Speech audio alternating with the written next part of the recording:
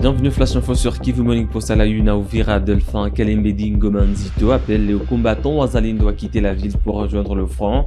Il accorde un moratoire de 3 jours aux hommes armés pour évacuer les zones urbaines et annonce des sanctions contre tout élément impliqué dans des troubles. Message yangu kwa wazalendo wenye kwa katika jiji la Uvira. Kwa saa hizi tumekamata decision ya kusema eti twende kwenye ligne de front. Maana kuna wazalendo halisi na kuna wazalendo wasiokuwa halisi. Kuwajua sasa wazalendo halisi sisi wote kwanza twende kwenye ligne de front ili tuangalie gisi tutachanga wenye kuwa na masiraha ili tutafute wale wengine wasiokuwa wazalendo halisi ndio wanayeleta mauaji ndani ya mwingine. Kwa maana adui ataweza tuuza ili tuwe tunauana tuwe tunaua raia. Na hizi masiraha zenye kuzunguka mingi ndani ya mwingine ndizo zimeleta kuua raia sana. Ila tumepana siku 3 wale wazalendo halisi wawe tuwe tulishatoka ndani ya mwingine, na ule mwenye atabakia ajue kama anajisentir kama iko na wasoda 5 wale wenye ataambia banatembelea kumlengo yake, na wale wengine wenye kuwa na masiraha mingi wote sisi wote twende kwanza kulinye de front, twende chunga adui asingie ndani ya mwingine yetu. Yule ambaye atakayeshikwa iko na piga risasi kiovyo, iko natembea kiovyo, nafaa kwanza afungwe, kiongozi wake kuja mchukua wampatie decision yenye atatembelea kama vile regrema ya kazi. Yule yoyote anayesema kama angali na boga, kwa maana kuna wamoja wangali na boga eti wanazalendo wataweza waua, kuna wanyamlengo wamoja tuko nao wako wanasema kama eti taweza waua na wengine wenyewe wataweza ingia sema taweza waua. Hapana, yule yoyote anayejua kama ni mkongomani halisi tuko naye hapa Uvira ajisikie kama iko na amani, na kila community yoyote yenye kwa pamoja tushikamane mkono kwa mkono, na hakuna mzalendo yoyote mwenye ataweza angamiza yule mtu anayeongoza. Kwa saa hii nataka kuletea watu wote wawe na amani, Wanyamulenge, Wafuleru, Wabembe, Wamushi na wengine, hizo kabila zote tushikane kwanza mkono mkononi. Kwa saa hizi tunaleta amani kwa kila mtu, maana vita imeponda muda mrefu, lakini tumekuta vita hiyo imeletwa na wafanya siasa, na hiyo vita tunapenda ikomeshwe, na isipokomeshwa tunajua kama tukiwa kwa umoja vita taikomesha. Nous restons au Sud Kivu. Le vice-gouverneur Dunia Masumbuko Bwenge a procédé à l'installation du comité de pacification et de règlement des conflits à Ngweshi dans le territoire de Walungu. Cette initiative s'inscrit dans les efforts visant à renforcer la cohésion sociale et à prévenir les tensions communautaires dans cette partie de la province. Le vice-gouverneur de la province du Sud Kivu en charge des questions politiques, administratives et juridiques, Dunia Masumbuko Bwenge poursuit son relâche avec sa mission de réorganiser l'administration coutumière dans des territoires sous contrôle de l'AFCM 23, entamé il y a de cela quelques semaines. Après les territoires de Kalehe et Kabaré, les chefferies de Bourigny et de Louinja en territoire de Mwenga, c'est jeudi 30 avril 2026, c'était le tour du territoire de Walungu. Ici aussi, un comité de pacification et de règlement des conflits y a été installé après des consultations que le vice-gouverneur de province a eues avec les représentants des différentes couches de la population. Composé de 7 membres, ce comité sera en train de régler d'une manière pacifique et à l'amiable les conflits dans la communauté dans cette partie de la province, en attendant bien sûr l'installation des instances judiciaires. Venu aussi dans les soucis de vouloir réorganiser l'administration coutumière, l'autorité provinciale a échangé aussi ce même jeudi avec les gardiens de la coutume dans les territoires de Walungu, en prélude de la nomination de nouveaux chefs coutumiers en remplacement de ceux-là qui ont quitté la province après la libération du Sud Kivu. Les différentes propositions ont été prises en compte par Dunia Masumbuko Bwenge, lui qui a promis de faire un rapport à la fin de sa mission pour passer à la nomination de nouveaux chefs de chefferie dans les zones déjà libérées. Et au Nord Kivu, les épreuves préliminaires de l'examen d'État édition 2026 ont débuté lundi 4 mai 2026 à Goma. Le coup d'envoi officiel a été donné par le vice-gouverneur Shadrach Amani Bahati au collège Mwanga. Reportage.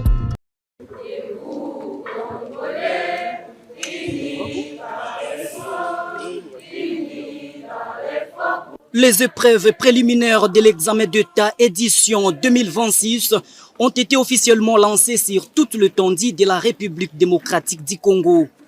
À Goma, chef-lieu de la province du Nord Kivu, la cérémonie de lancement s'est tenue ce lundi 4 mai 2026 au collège Mwanga. Elle a été présidée par le vice-gouverneur de province en charge de finances, de l'économie et développement Shadrach Amani, en présence de plusieurs autorités politico-administratives ainsi que les responsables de l'éducation. Prenant part à cette cérémonie, l'inspecteur principal provincial, M. Sosten Chabishimbo, est revenu sur les nombres de participants ainsi que sur le centre retenu cette année dans la province éducationnelle Nord Kivu 1. Goma, 42 centres avec 12 431 candidats. Neragongo, 10 centres avec 4 086 candidats. Rutshuru, 15 centres avec 3 755 candidats. Et enfin, Kigali, un centre avec 151 candidats. Je tiens à exprimer le sentiment de profonde gratitude envers son Excellence le gouverneur ici représenté pour son implication tous azimuts dans la gestion et l'organisation de l'éducation en province, appelle à la qualité de l'enseignement reste son cheval de bataille. Après les mots de bienvenue de l'inspecteur principal provincial et les discours du prophète de la province éducationnelle Nord Kivu 1, le vice-gouverneur de la province du Nord Kivu, Shadrach Amani, représentant l'autorité provinciale, a, à travers son allocution, invité les finalistes à aborder ces épreuves avec détermination. Ces candidats, Rutshuru, 15 centres avec 3 755 candidats. Et enfin, Kigali, un centre avec 151 candidats. Je tiens à exprimer le sentiment de profonde gratitude envers son Excellence le gouverneur ici représenté pour son implication tous azimuts dans la gestion et l'organisation de l'éducation en province, appelle à la qualité de l'enseignement reste son cheval de bataille. Après les mots de bienvenue de l'inspecteur principal provincial et les discours du prophète de la province éducationnelle Nord Kivu 1, le vice-gouverneur de la province du Nord Kivu, Shadrach Amani, représentant l'autorité provinciale, a, à travers son allocution, invité les finalistes à aborder ces épreuves avec détermination. Et dans la province de la Chopo, le chef d'état-major adjoint des forces armées de la RDC en charge des opérations et renseignements, le lieutenant-général Itali Gonza Ndurujak, est arrivé lundi à Kisangani dans le cadre d'une mission d'évaluation et de contrôle. À la tête d'une forte délégation, il effectue cette visite pour s'enquérir de la situation opérationnelle et du dispositif sécuritaire dans la région. Reportage. Le chef d'état-major général adjoint des forces armées de la République démocratique du Congo, en charge des opérations et de renseignement, le lieutenant-général Itali Gonza Ndurujak, effectue une visite d'inspection et d'évaluation dans la zone de responsabilité de la 3e zone de défense. Le numéro 2 de l'armée congolaise est arrivé à Kisangani ce lundi 4 mai 2026 à la tête d'une forte délégation de l'état-major général de FARDC. Il s'y est de préciser que lors de sa mission précédente, en début du mois d'avril, l'autorité avait donné des instructions aux différents commandants des grandes unités pour le bon fonctionnement des services. Dans la logique de commander et contrôler, l'autorité vient à présent se rendre compte de l'état d'exécution des ordres donnés, mais surtout d'évaluer les exécutants concassés. Il faut préciser que plusieurs domaines de l'armée sont concernés par cette opération, afin de rendre compte à la haute hiérarchie.